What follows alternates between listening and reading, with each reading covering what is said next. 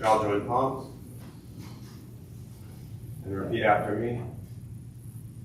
I take refuge in the Buddha. I take refuge in the Buddha.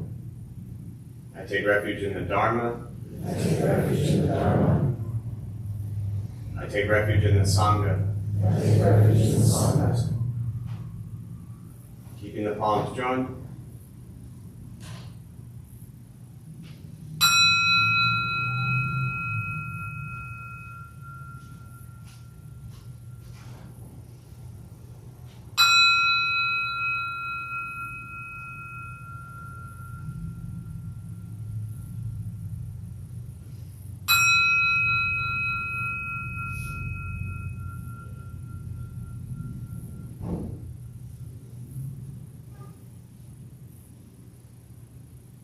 Palms down.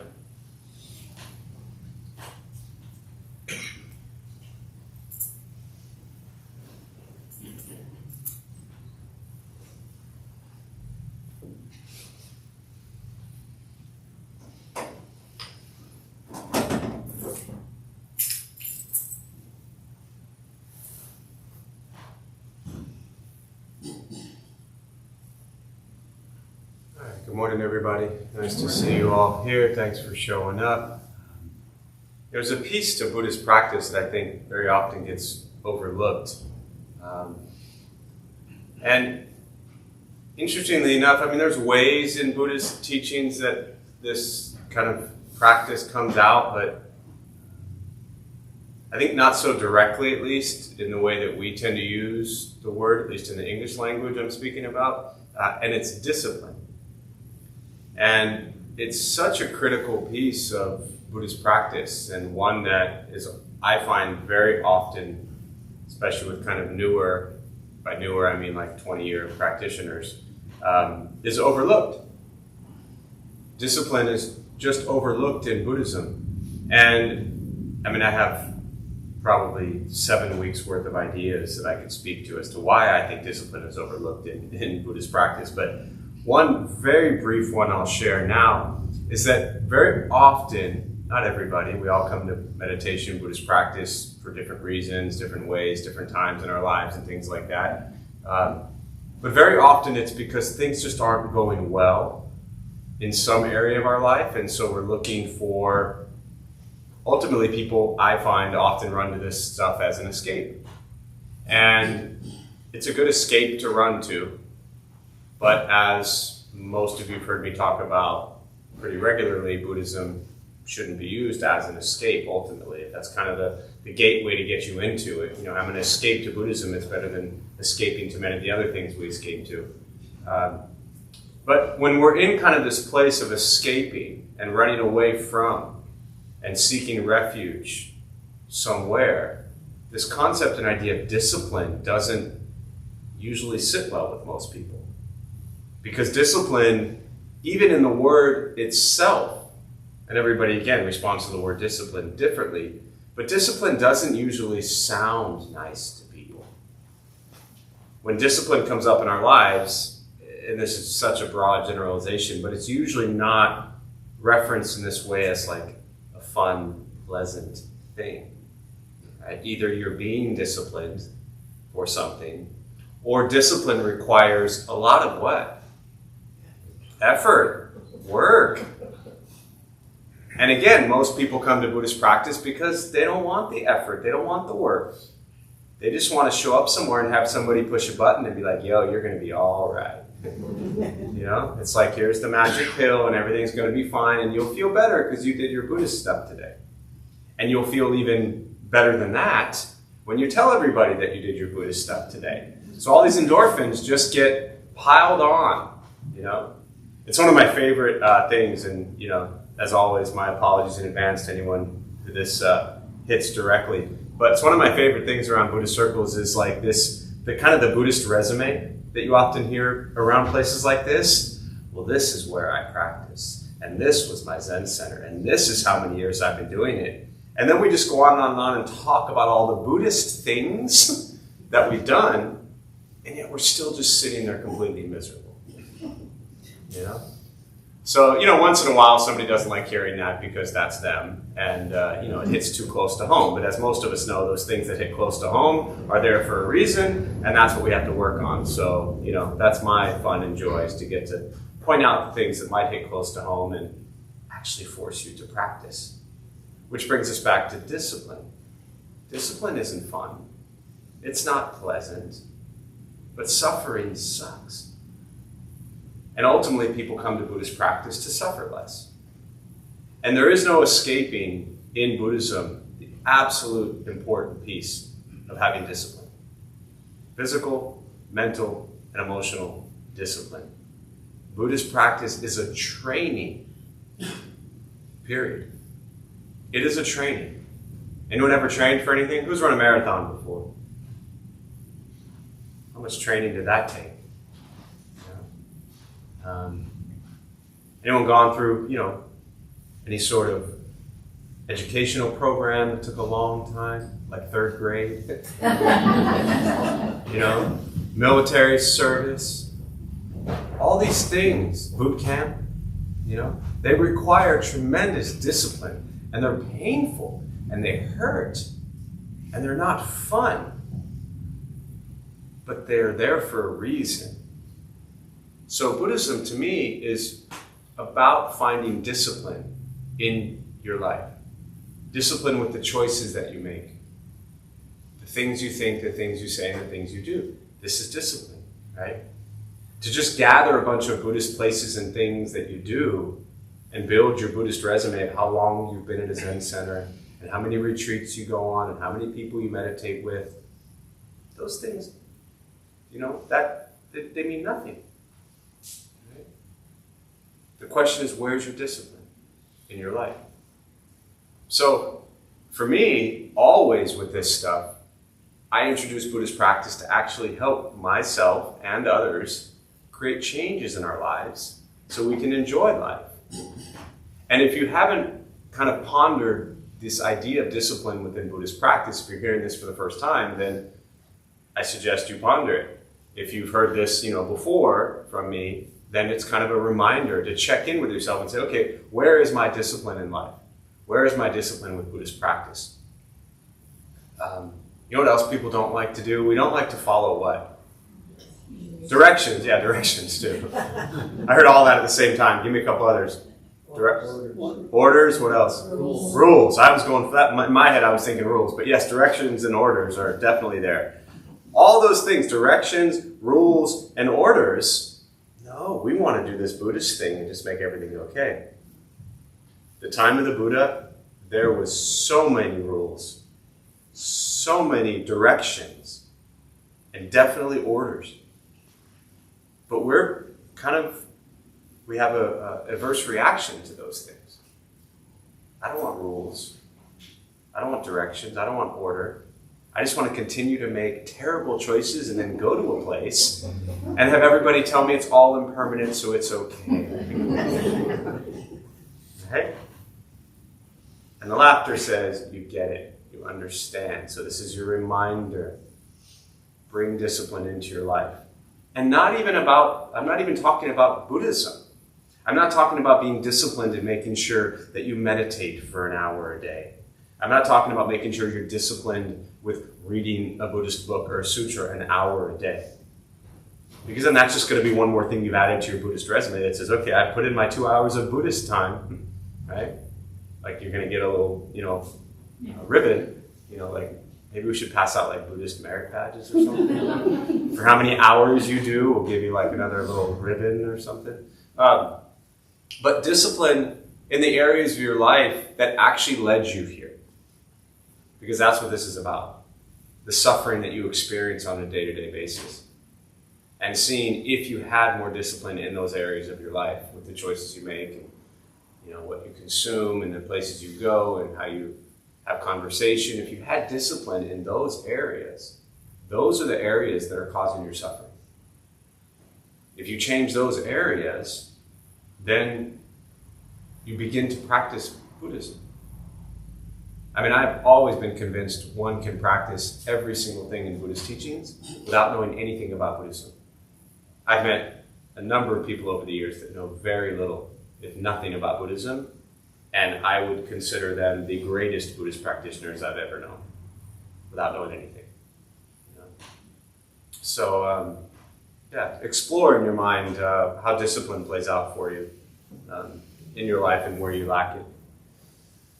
All right, so we'll start with the meditation practice. For those who are here for the first time, and to those joining virtually, welcome, glad you're here.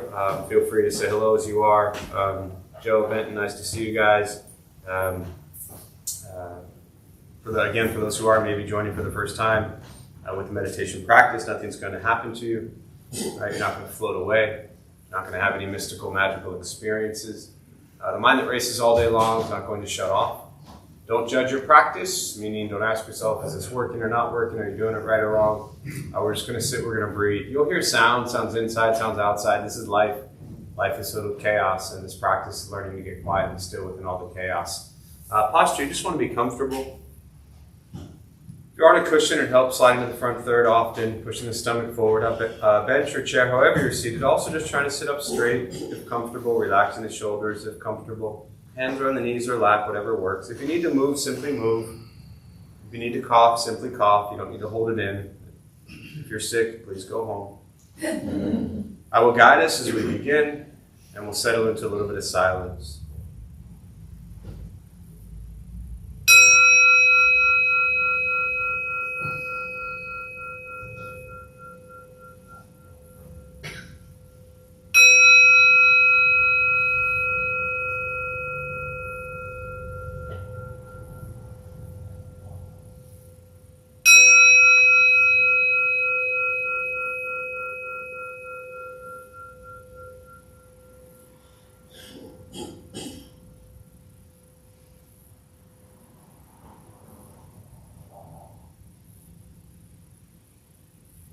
Starting with the eyes closed if comfortable, or slightly open. Mouth is open or closed, whatever is comfortable.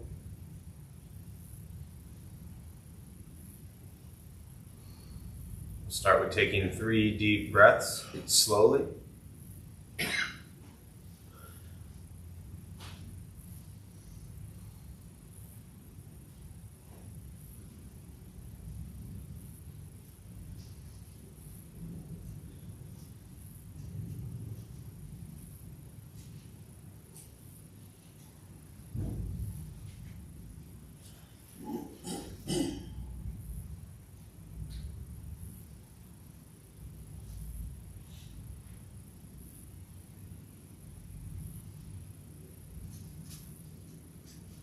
And eventually, settle into a natural rhythm of the breath.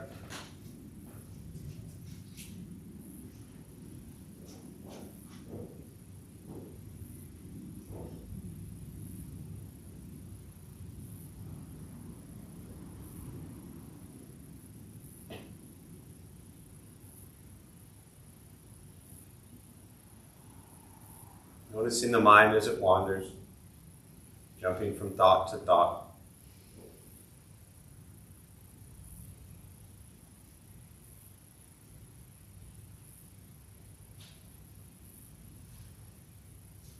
Start with gently guiding the attention, focus, to the stomach or chest.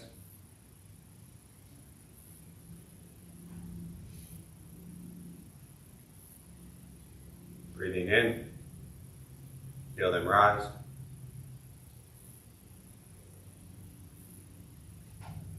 Breathing out, they fall.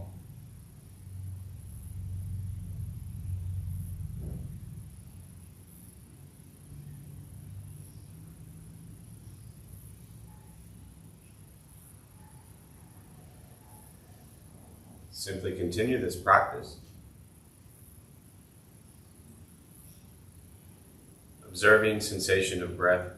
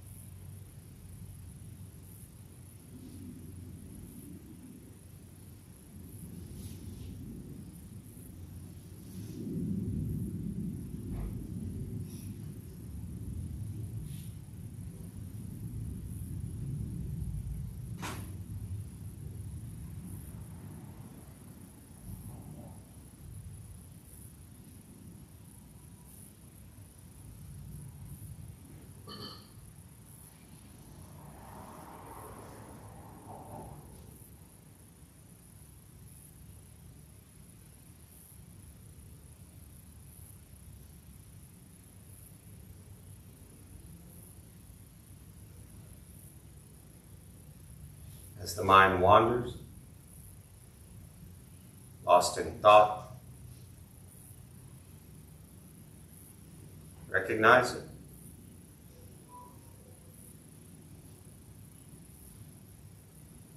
Release that thought. Return attention, focus to the breath.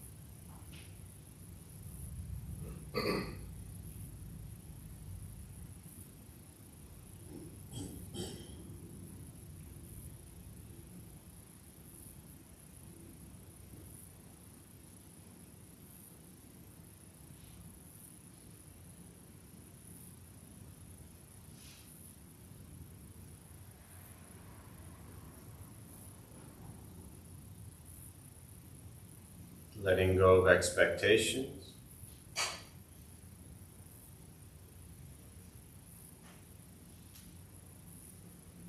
letting go of judgments from your practice,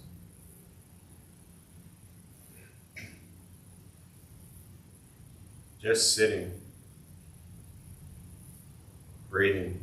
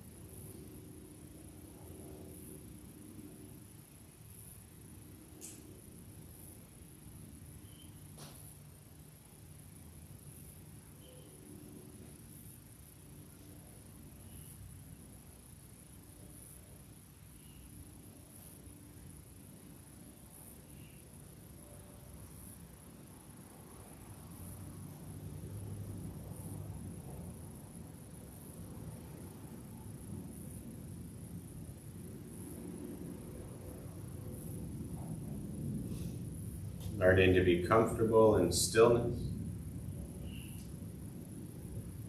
in quiet, just sitting, breathing.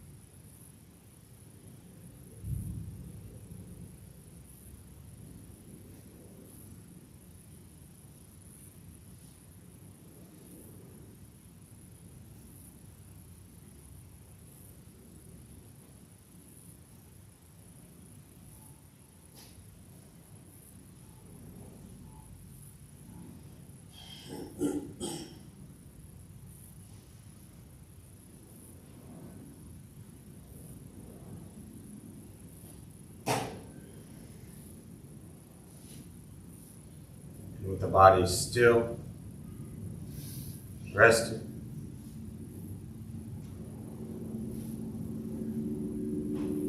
In the speech, quiet, aware of all sounds.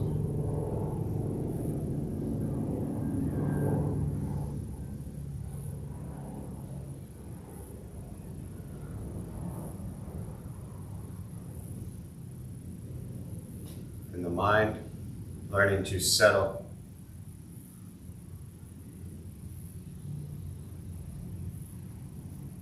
Know what it's like to just sit and breathe.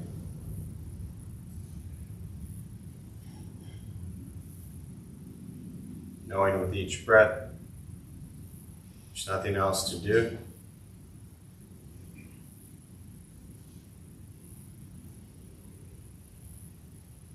Nowhere else to go.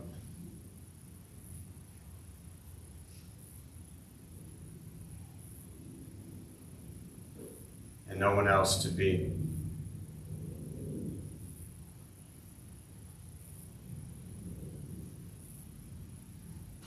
Everything beautiful, exactly as it is. Sitting, breathing.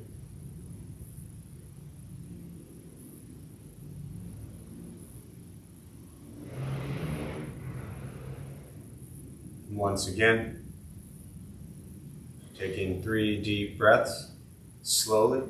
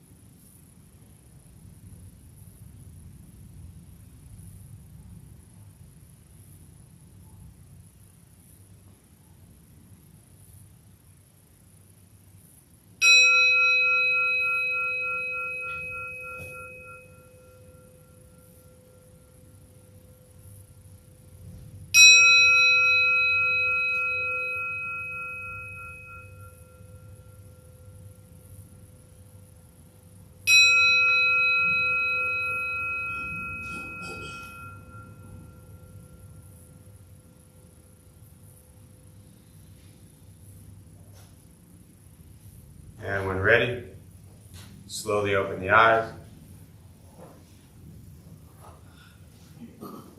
Slowly begin to move. And most important, with the practice of meditation, to recognize how you feel now, immediately after. Compare this to how you typically feel throughout your day. Recognize the difference, if there is one. Ask yourselves how you prefer to feel every day for the rest of your life. And realize however you feel now, if it's quiet, calm, and still, or a busy mind, racing mind, whatever you're sitting with at this moment, it's nothing to do with anything I said. It's nothing to do with how you sit and hold the hands or cross the legs. It's nothing to do with the sounds around us or anything else for that matter. It has everything to do with your own mind and your own mind's reaction to an external condition.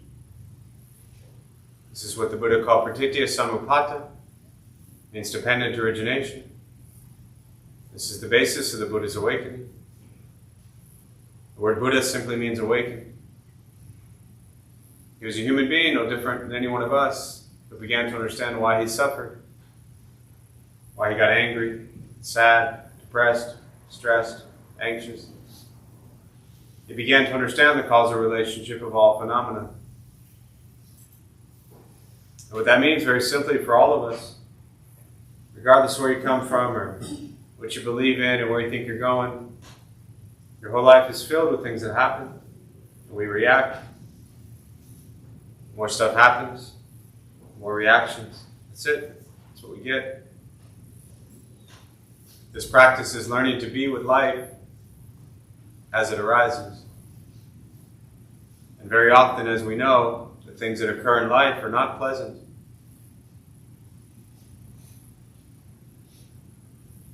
And learning to sit with that is important.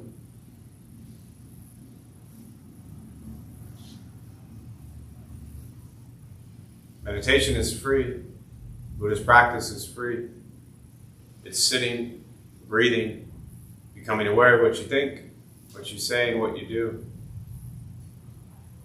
It's an awareness of life as it occurs.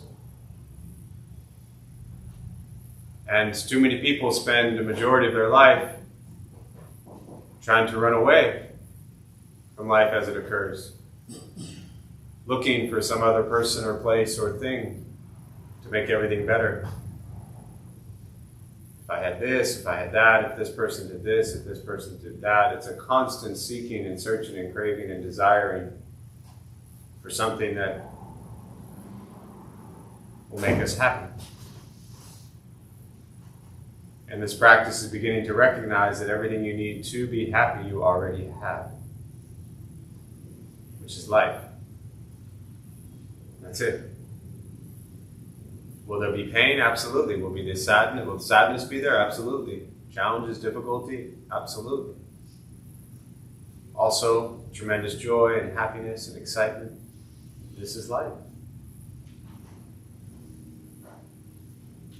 For me, as I was speaking about earlier, the reason I talk about people who use Buddhism as an escape is, I knew that really well.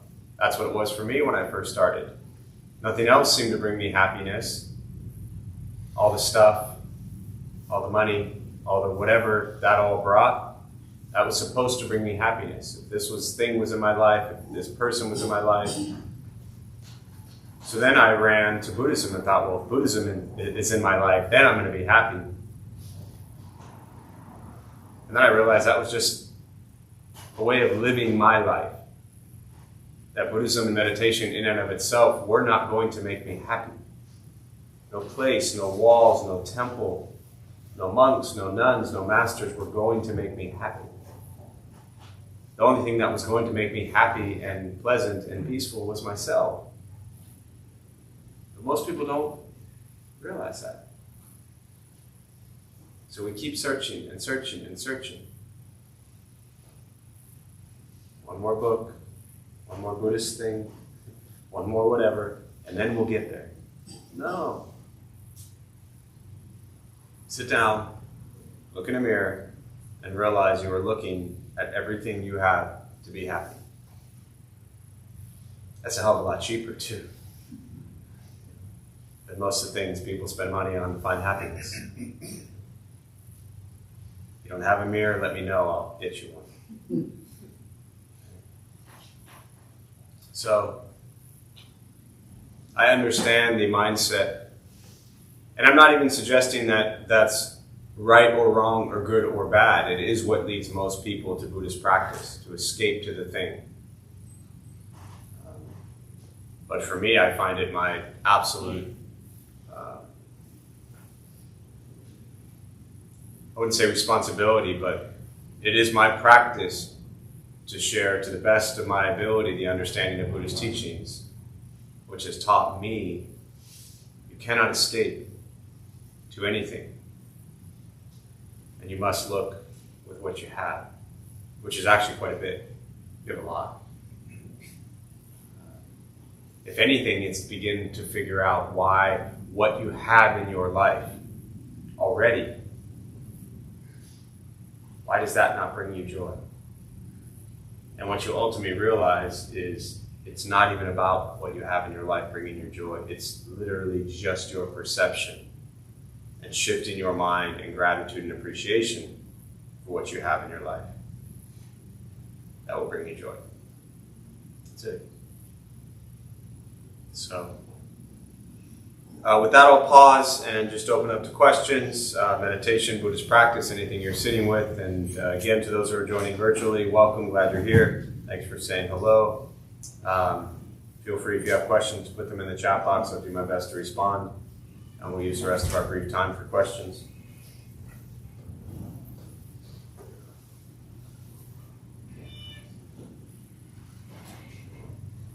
Good.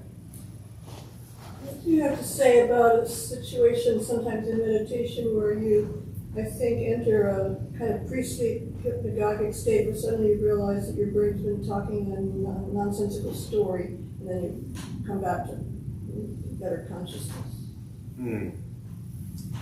So, I mean, and you even said the word pre-sleep. Like, to me, please don't take offense by this.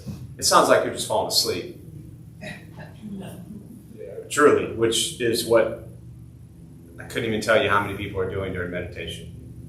You know, I say that, please don't take offense by this, because a while ago, maybe 6 months ago, actually probably 9 months ago, and then it took them 3 months to finally mention it. And I'll share this, which I think is relevant and may come back to your question anyways, but there wasn't even a question or comment about sleep. I was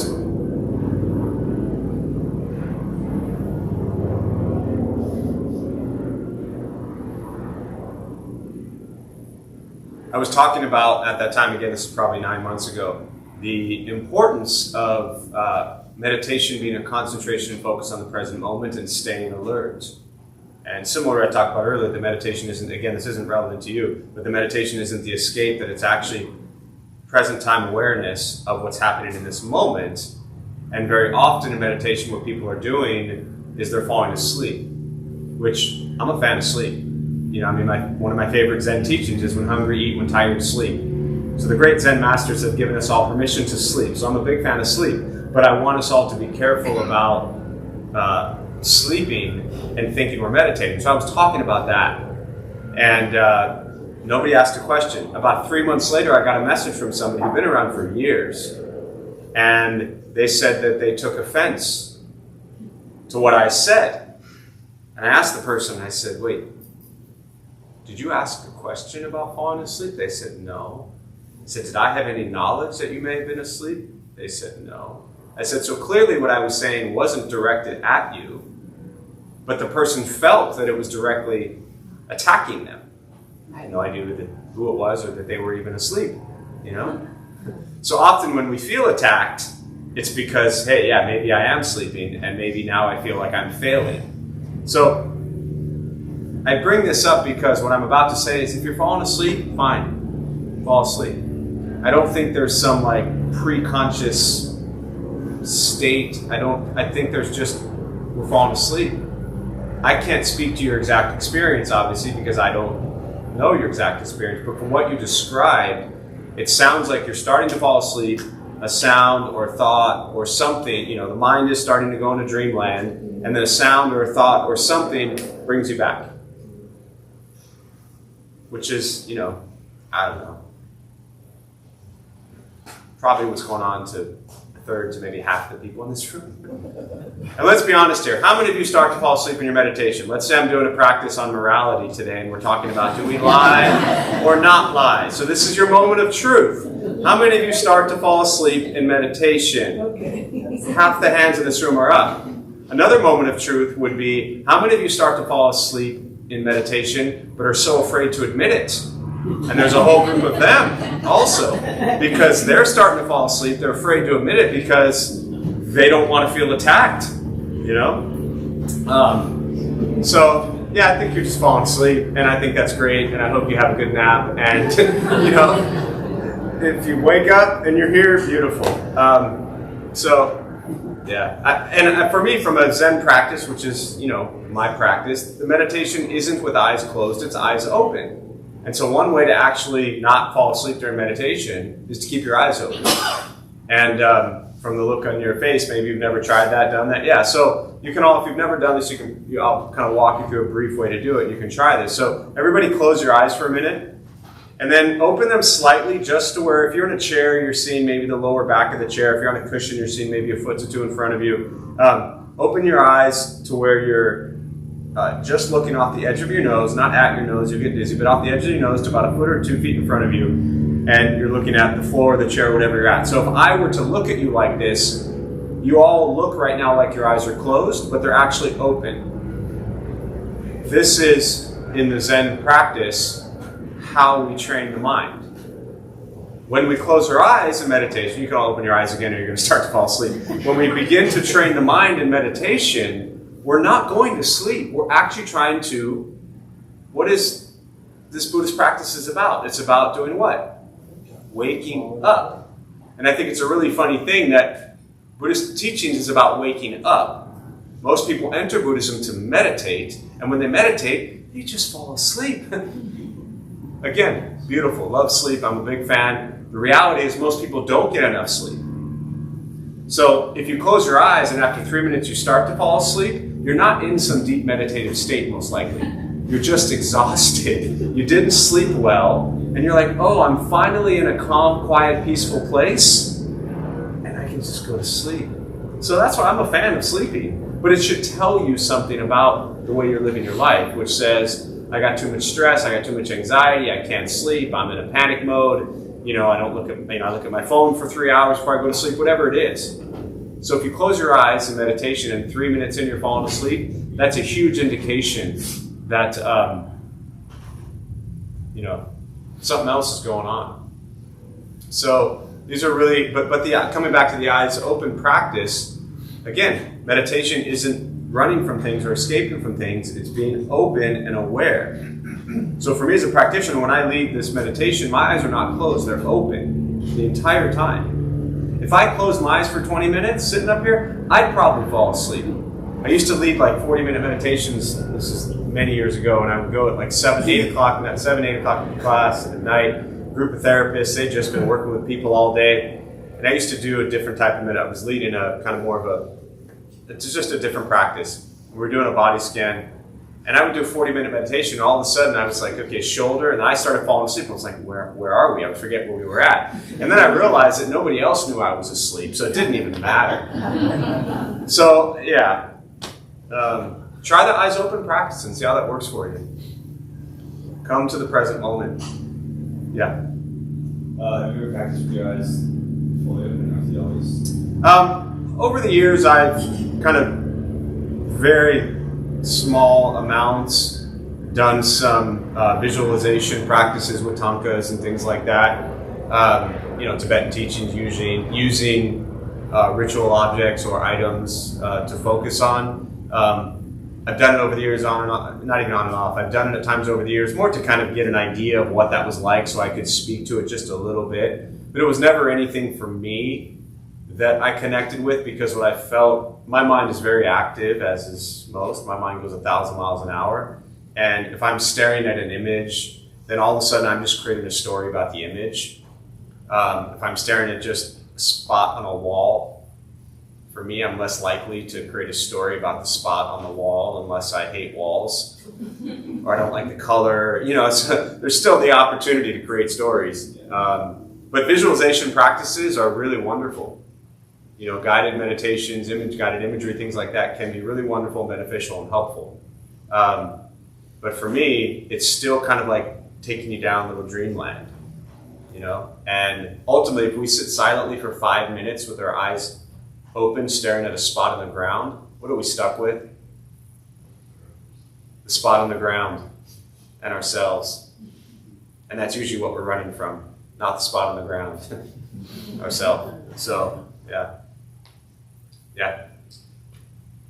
I think walking meditation really helps. Definitely. Yeah. I love that. Yeah. Do you want to share more on? I'll go out for a brisk walk, and my body's working, and all I can do is listen to my breath. Yeah. I really enjoy it. Walking meditations are wonderful. In the Buddhist sutras, the Buddha talks about sitting, standing, walking, lying down. So sitting, standing, walking, lying down are all wonderful for meditation if we're actually using them in a meditative way. And like you described, when you're walking, you focus on your breath, you focus on the walking, you focus on the pace, you listen to the sounds. A lot of things to focus on when we're walking, slow or fast, either way, can be very meditative. If any of you have ever been up to Deer Park, they do a day of mindfulness and they do walking meditations are really beautiful. So walking meditations, for those of you who do have difficulty sitting still or focusing on the present moment and just being in one spot, walking meditation is a wonderful practice. Because what are we often doing when we're walking? Perseverating. Yeah, just all of that. Looking around everywhere, mind is everywhere. We're on our phone, we're talking, so walking can be meditative. So can sitting, so can standing, so can lying down. They also all have an opportunity to just become a wandering mind or asleep. So, yeah. For people who are incarcerated or in other situations where they're unsafe, we just need to be alert that open eye meditation can be 100%. Yeah. Yeah. So for those who didn't hear it, your comment was for those who are incarcerated or in unsafe situations. In open, closing the eyes is very difficult. Open eyes can be really wonderful. I started doing meditation in prison 21 years ago, and I've worked in a lot of environments. Trauma survivors, active and veteran populations with PTSD, traumatic brain injuries. Closing the eyes for a lot of people in situations and in life can be very dangerous, very traumatic, and very difficult. So eyes open for that becomes really, really wonderful. Yeah, for sure. Yeah, I just see a hand. I don't see who it's connected to, but yeah, go ahead. Oh, you're good. Yeah. I was curious to go back to what you said about discipline. Because what came up for me is when does discipline kind of shift to rigidity? Because that's been my experience. What are your thoughts to avoid going to rigidity? Yes. So expand on what you mean when you say the word rigidity. Can you describe that a little bit just so I understand? I guess it's in my own experience with meditation is I started with Vipassana a little bit over 10 years ago. And, it feels rigid to me because it's, an hour in the morning, an hour in the evening. So I was doing the meditation and then got to a point where I would put my life aside to just do my meditation. And it just felt that there was too much rigidity and I want to avoid that. Understood. Okay, thank you for expanding on that. Yeah, I think and actually brings up a point that I wanted to share earlier and I didn't. But so I'll start with this, that for me, when I look at discipline in Buddhist practice, I take two words that are very common in Buddhist teachings, which is diligence, right effort. It's one of the Paramitas: generosity, morality, patience, diligence, concentration, and wisdom. So to me, discipline requires diligence, effort. It's, good or bad, right or wrong, whether we enjoy it or not. Discipline requires diligence. But to me, discipline in Buddhism also bring in the word wisdom. So when I look at Buddhist practice, I think of the Buddhist teaching, specifically the Paramitas, the Bodhisattva practice of discipline for me, it's diligence with a wisdom. Now, I get it, wisdom in general is always dangerous because, as unenlightened folks, we don't know what the hell wisdom actually is, but, we try. But an example somebody shared years ago I really loved, they said, if you're in Poway, talking about diligence and wisdom, they said if you're in Poway, which for those who don't know is, maybe 25 minutes north of here, and you get on the 15 freeway, and you want to go to Mexico, and you get on the 15 freeway going north, all the diligence in the world is not going to get you across that border. So you could be so diligent on the 15 freeway going north till it ends or, whatever. You're not going to get where you want to go because you're lacking the wisdom. So I think coming back to the rigidity, it requires a sense of wisdom that says, okay, somebody said that I needed to do this an hour a day, twice a day, or whatever the practice is, and yet you're putting your entire, maybe not, but you're putting life on hold just to check the box that says, I did this. I don't see much wisdom there. I see rigidity, which is the nature of your question.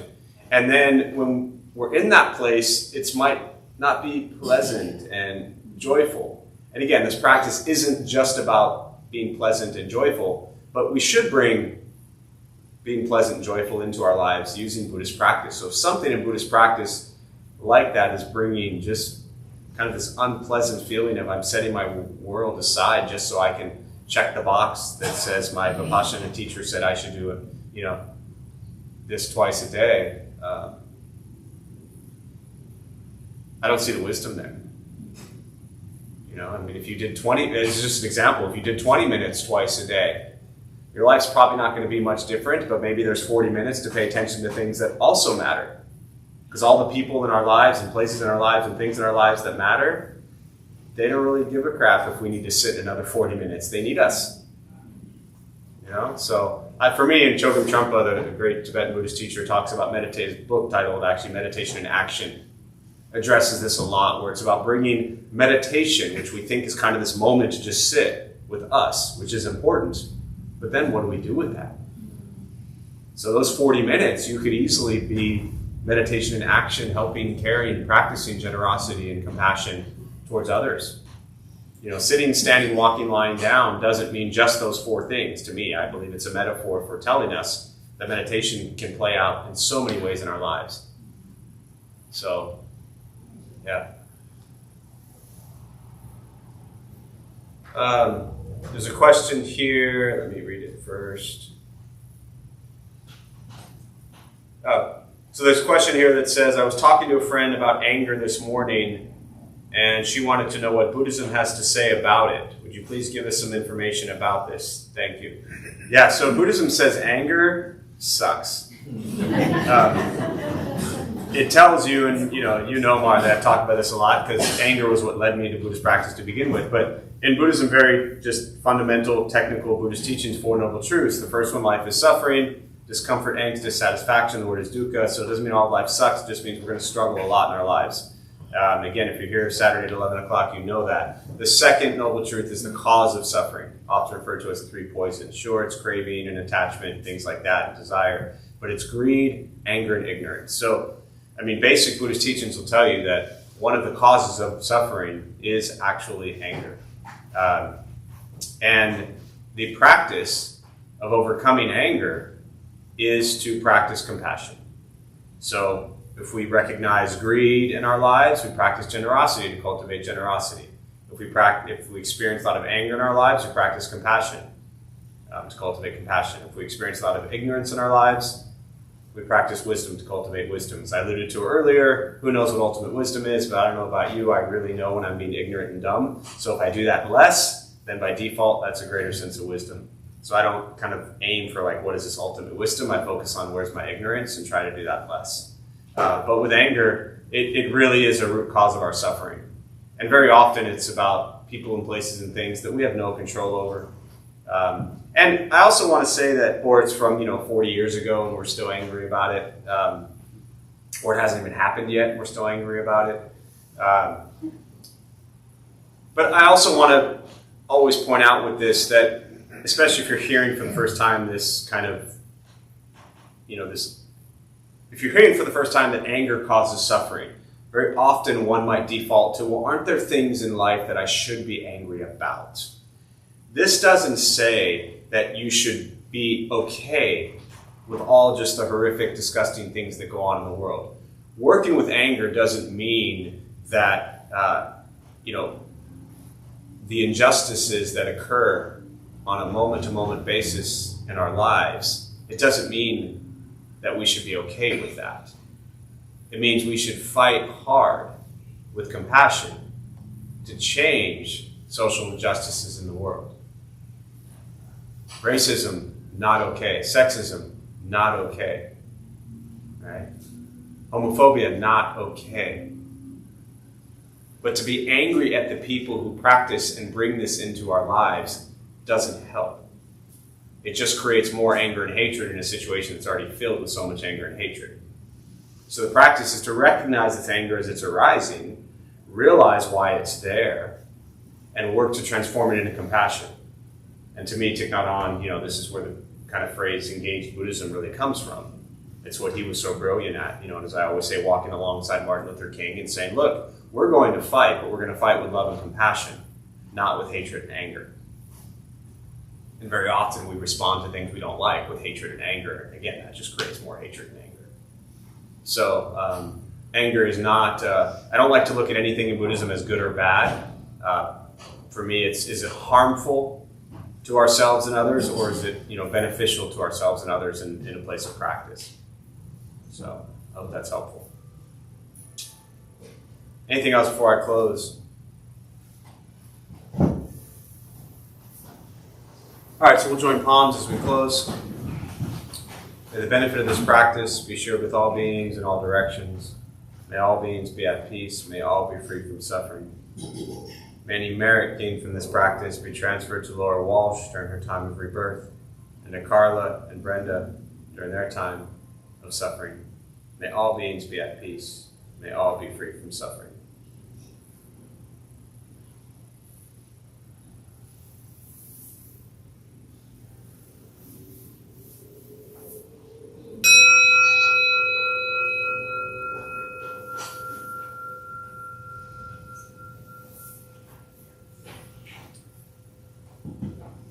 All right, a few quick announcements before y'all head out. Thanks for being here. My name is Jeff. I'm a Dharma Bum. We opened up this temple 18 years ago to introduce Buddhist practice to those who show up. Those of us who leave, we're not monks, we're not nuns, we're not gurus, we're not masters, we're not teachers.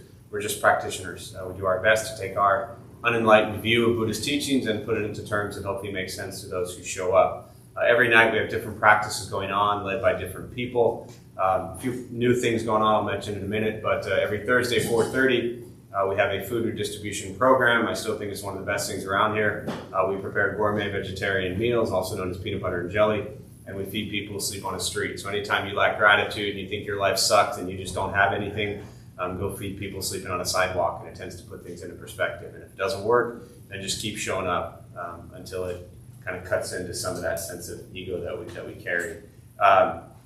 First Saturday of the month, so I think it'll be coming up next week, we do a half day of silence. It's 4 hours of silence, so 20 minutes of silence is absolute torture for you, and I strongly recommend you try it for 4 hours. It definitely makes 20 minutes a little more pleasant if you have trouble sitting for 20 minutes. So it's not 4 hours straight. It's about a 20-25 minute sit meditation that just repeats. 5-minute break, there's a walking meditation, a cleaning meditation, so it's a nice 4 hour experience.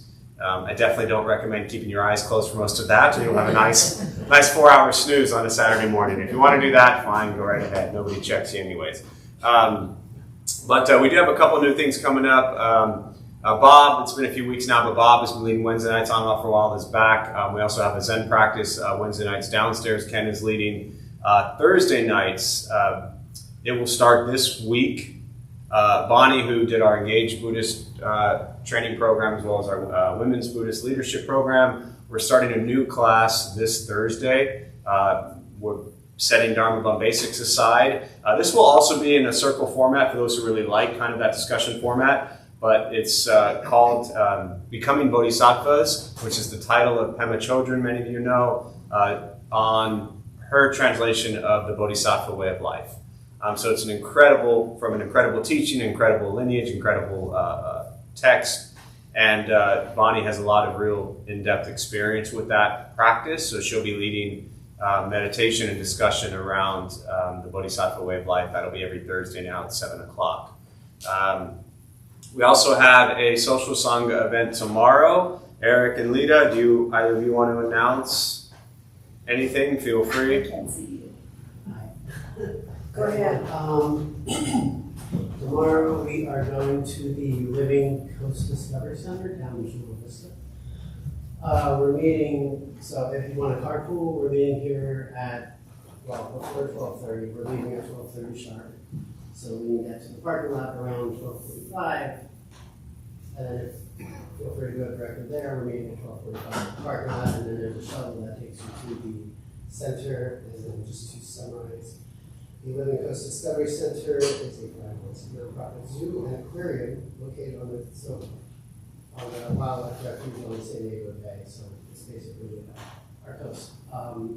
There is a fee to get in. If you want more info, it's on the website.